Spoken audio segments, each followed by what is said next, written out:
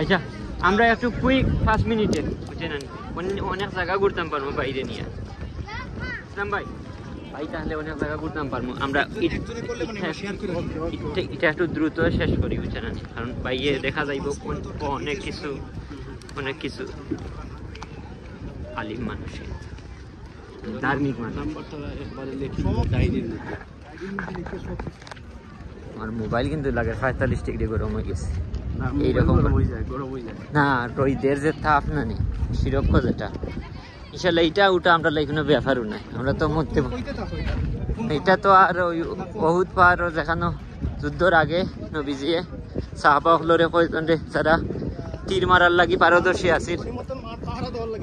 গনিমতন মান পাহারা দেওয়ার লাগি রাখছিল যাতে যুদ্ধ শেষ হওয়ার পরে নবীজি যত সময় পর্যন্ত নির্দেশনা না দিছেন যাতে এখান থেকে না নামো কিন্তু তাই দেখলা যে এইখান থেকে উপর টিলা তো নামি গেছে সরিয়া গেছিল এরপরে খালেদ বিন ওয়ালিদ এখনো ধর্মর ছায়াতলে আসেন নাই তো উনি অনেক পারদর্শী আছে আক্রমণ করছে আর 70 জন সাহাবী শহীদ হয়েছিল তো যাই হোক আলহামদুলিল্লাহ আমরা এই যেখানে সাহাবীরা পাহারা দিছিল আমরা ওইখানে উঠতেছি মাশাআল্লাহ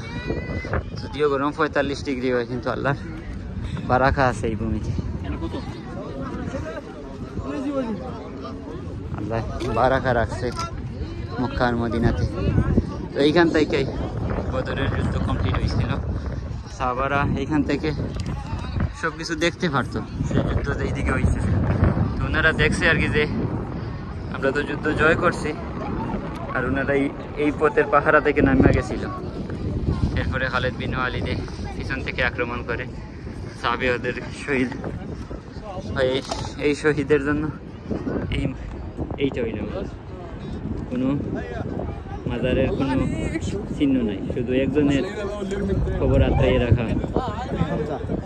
হামজার তাই খুব সুন্দর বহুত পুরাটা আল্লাহর নবীরে উহুদ পাহাড়ে ভালোবাসতো আল্লাহর নবী উহুদ পাহাড়কে ভালোবাসতো এটা জান্নাতে যাবে ইনশাআল্লাহ।